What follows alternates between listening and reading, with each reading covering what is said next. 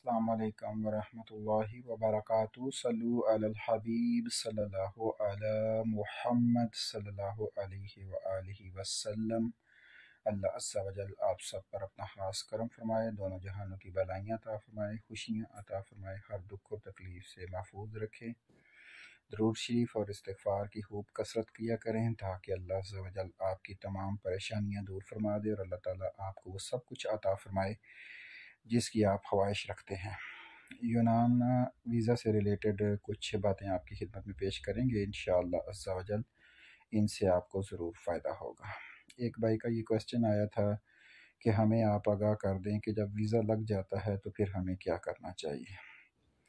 देखें, सबसे पहली बात तो ये है कि अल्लाह पाक से दुआ है कि अल्लाह पाक जितने भी लोग परदेश में आने के लिए, रिज़्क़ हलाल कमाने के लिए स्ट्रगल कर रहे हैं, अल्लाह पाक उन्हें अपने ख़ास करम और फजल से उनके वीज़े लग जाएं और वो आके परदेश में अपना रिज़्क़ कमाएं। दूसरी बात यह है कि कोशिश किया करें कि इंसान से जहाँ तक मुमकिन हो सके एक दूसरे का साथ दिया करें ताकि एक दूसरे की परेशानियाँ दूर करने में आप भी मुआवन बने। पहला क्वेश्चन तो ये है कि आपका वीज़ा लग गया। अब फर्स्ट स्टेप है कि आपने जो है वो प्रोटेक्टर करवाना है।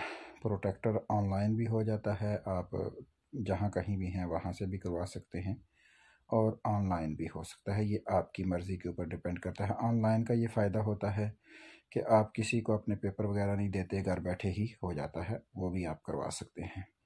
उसके बाद आपने करवानी होती है टिकट, और टिकट का बेहतरीन तरीका यही है कि वो आप जो है इस्लामाबाद, लाहौर की करवा सकते हैं, कराची वाले कराची से करा सकते हैं।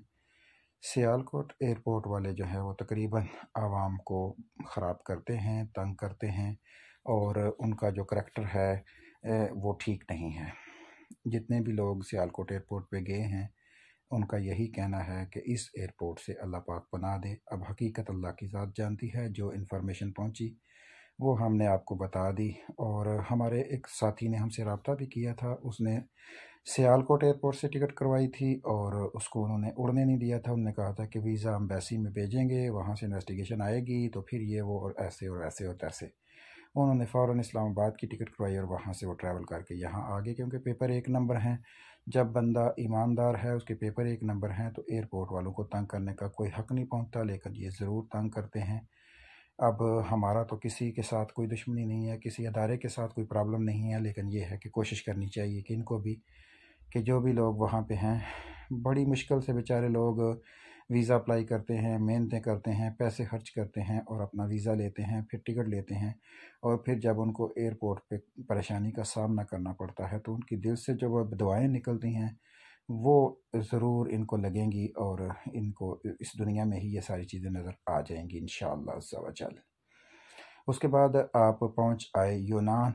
यूनान पहुंच के आप रेस्ट करें 2-3 दिन और कोशिश करें कि यहाँ के माहौल को समझने की कोशिश करें। जब भी बाहर जाएं अपने पेपर साथ रखें, ऐसा ना हो कि पुलिस आपको पकड़ ले और आपके लिए प्रॉब्लम बने। पेपर सिर्फ उन्हीं हजरात के बनेंगे यहाँ पे जो जिस मालिक के पास उनका वीज़ा है उससे उनका कॉन्ट्रैक्ट होना बहुत ज़रूरी है, उसके साथ रब्ता होना बहुत ज़रूरी है। पहला काम जो आपने करना होता है वो होता है कि आपने यहाँ पे 2 चीज़ें ज़रूरी होती हैं, एक होता है आम का और एक होता है अफीमी। अफीमी कहते हैं टैक्स नंबर को, और आम का होता है इंश्योरेंस नंबर, जिस पे आप दवाई वगैरह और मेडिकल के तमाम मामलात आपके देखे जाते हैं। ये 2 चीज़ें आपके लिए ज़रूरी होती हैं, ये आपने बनवानी होती हैं। और पहले तो ये वैसे ही बन जाती थी, अब इनको बनवाने के लिए भी बाज़ जगह पे वो कहते हैं कि आपके पास कोई ऐसा सबूत होना चाहिए कि आप ग्रीस में लीगल रह रहे हैं। तो इसका एक तरीका ये भी होता है कि आप वीज़े पे अपने पेपर जमा करवाएं। जैसे ही पेपर जमा करवाएंगे तो आपको यहाँ से एक वीवीओसी मिलेगी, उसी वीवीओसी के ऊपर आप अपना आम का और अफीमी बनवा सकते हैं और उस पे फिर आप आगे का प्रोसेस चल सकता है। देखें, फीमी आम का बन गया, आपने काम करना शुरू कर दिया, आपका टैक्स आना शुरू हो गया और आपका बैंक अकाउंट होना भी ज़रूरी है, क्योंकि आजकल सैलरी जो है वो बैंक अकाउंट में जाती है। और बैंक अकाउंट भी बन गया, फिर आपने जो है अपने मालिक से रब्ता करना है। आपका मालिक अपने वकील से रब्ता करे या वो आपको कहे कि तुम खुद पेपर जमा करवा लो, जिस पेपर की ज़रूरत पड़ी वो मैं तुम्हें दे दूँगा। इसके लिए फिर आप जो है ऑनलाइन पेपर जमा होते हैं, وہاں پہ آپ کا ویزا لگے گا اور ویزے کی فوٹو کاپی یعنی کہ لگے گی، اور وہ پیپر جو کنٹریکٹ لیٹر امبیسی آپ کو ویزا لگنے کی صورت میں دیتی ہے وہ ساتھ لگے گا، آپ کے مالک کے پیپر لگیں گے، اور آپ کا یہ جو فیمی عام کا یہ 2 چیزیں جو آپ کو بتائی ہیں یہ ساتھ لگیں گی۔ آپ کے پیپر جمع ہو جائیں گے، آپ کو وی وی او سی مل جائے گی، اور اس دوران آپ کا ٹیکس پے ہونا شروع ہو جائے گا۔ آپ کام پہ لگے رہیں گے، پیپرز کی انویسٹیگیشن ہوگی، اور یہ بہت ہی جلد کارڈ آ جاتا ہے، اور اس کے بعد آپ کے فنگر آئیں گے۔ فنگر کے لیے آپ جائیں گے، اور آپ جب فنگر کے لیے جائیں گے تو اس کے کچھ دیر بعد آپ کا کارڈ آ جائے گا۔ یہ سٹیٹس آن لائن آپ خود بھی چیک کر سکتے ہیں کہ آپ کی فائل کی پوزیشن کون سی چل رہی ہے اور کیا صورتحال ہے۔ اگر آپ لوگ بتائیں گے تو یہ سٹیٹس چیک کرنا بھی آپ کو نیکسٹ کسی ویڈیو میں بتا دیں گے کہ یہ کس طرح چیک ہوتا ہے۔ یہ طریقہ کار ہے کارڈ کا۔ اب اس میں مختلف کیٹاگریز ہیں، مختلف طریقہ کار ہیں، اور ہر بندہ جو ویزے پہ آیا ہے اس کی اپنی کیٹاگری ہے۔ ذرائع والے ہیں، ایسے لوگ بھی ہیں جن کو 1 سال کا کارڈ ملے گا، ایسے لوگ بھی ہیں جن کو 2 سال کا کارڈ ملے گا، ایسے لوگ بھی ہیں جن کو 5 سال کا کارڈ مل جاتا ہے، اور ایسے لوگ بھی ہیں جن کو صرف 1 دفعہ کارڈ ملتا ہے اور دوبارہ کارڈ بالکل نہیں ملتا، انہیں واپس اپنے ملک ہی جانا ہوتا ہے۔ تو یہ ڈیفرنٹ کیٹاگریز ہیں۔ اب ہر کیٹاگری کا اپنا اپنا سسٹم ہے۔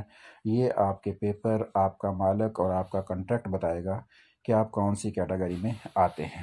اس کیٹاگری کے مطابق پھر جو ہے وہ آپ کو کارڈ ملے گا۔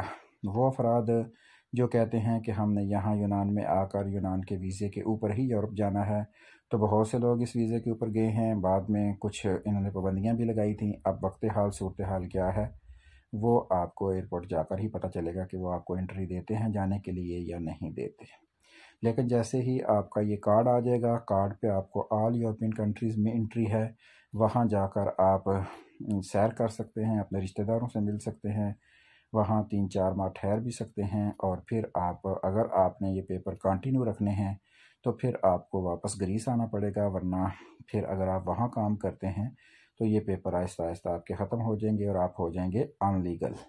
تو اس لیے یہ ساری چیزیں آپ کے ہاتھ میں ہیں کہ آپ نے اپنے بہتر مستقبل کے لیے کون سا فیصلہ کرنا ہے، لیکن یہ ذہن میں رکھا کریں کہ یہی غلطیاں جو ہیں یہ ویزا نہ لگنے کا سبب بنتی ہیں، کیونکہ یہ ویزے جو ہوتے ہیں یہ ورک پرمٹ ویزے ہوتے ہیں، اور اگر ورک پرمٹ پہ بندہ آتا ہے وہ یورپین آگے اگلی کنٹریوں میں نکل جاتا ہے تو یہ خبریں امبیسی تک بھی جاتی ہیں۔ امبیسی کہتی ہے کہ ان کو ختم کرو، کیونکہ پاکستان والے کا تو مقصد ہوتا ہے کہ ان کی تو کوئی ایسا وقت نہیں آتا کہ پاکستان والے کہیں کہ بس یہ پاکستان میں ہیں تو باہر نکلنا چاہتے ہیں، جب باہر نکلتے ہیں تو پھر آگے نکلنا چاہتے ہیں۔ یعنی سعودیہ عرب والے جو ہیں وہ دبئی والے جو حضرات ہیں بہت سے وہ یہاں یورپ میں آنا چاہتے ہیں، اور جو یونان میں ہیں وہ اٹلی جانا چاہتے ہیں، اور جو اٹلی والے ہیں وہ جرمنی جانا چاہتے ہیں، کیونکہ انسان لالچی ہے، پیدا ہی لالچی ہوا ہے، اور اس کا لالچ کبھی بھی ختم نہیں ہوگا۔ اگر اس کے پاس ایک سونے کا پہاڑ ہوگا تو یہ دوسرے کی تمنا کرے گا۔ تو اس لیے کوشش کیا کریں جہاں اچھا روزگار مل جائے، پیپر مل جائیں، آپ لیگل ہوں، اچھے برے کے لیے آپ اپنے گھر جا سکیں،